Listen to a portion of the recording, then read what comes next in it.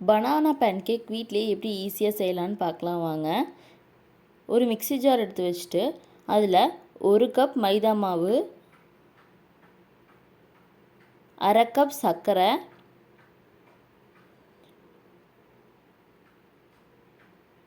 1 சிட்டிகை உப்பு, 1/2 table spoon baking powder. உங்கள்கிட்ட பேக்கிங் பவுடர் இல்லைன்னா நீங்கள் சோடாப்பு கூட ஆட் பண்ணிக்கலாம். 1 மூடி வெனிலா எசன்ஸ். நான் 2 பழுத்த வாழைப்பழமாக எடுத்திருக்கேன். இந்த வாழைப்பழம் நல்லா கனிஞ்சிருக்க வாழைப்பழம். உங்கள்கிட்ட நார்மலாக இருக்க வாழைப்பழம் இருந்தால் கூட நீங்கள் ஆட் பண்ணிக்கலாம். 2 வாழைப்பழத்தை கட் பண்ணி ஆட் பண்ணிவிட்டு 1 முட்டை ஆட் பண்ணிக்கிறேன்.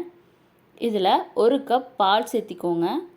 இப்போது இது எல்லாத்தையும் கலந்து நல்லா அடித்து எடுத்துக்கலாம். இதை ஒரு பவுலில் மாற்றி வச்சுருங்க. இப்போது இதை பேன்கேக்காக ஊற்றிடலாம். தோசைக்கல் வந்து மீடியம் ஹீட்டில் வச்சுக்கோங்க. அதிகமாக ஹீட்டில் இருந்தால் தீஞ்சு போயிடும். ஸோ மீடியம் ஹீட்டில் இருந்தால் போதும். கீயோ பட்டரோ இல்லை ஆயிலோ ஏதோ ஒன்று விட்டுக்கோங்க. விட்டுட்டு பேன்கேக்கை இந்த மாதிரி ரவுண்ட் ஷேப்பில் கரண்டியில் ஊற்றிக்கோங்க. ஊற்றி ஒரு லிட் போட்டு மூடி வச்சுருங்க. மேலே பபிள்ஸ் வந்தோடனே திருப்பி போட்டுக்கோங்க.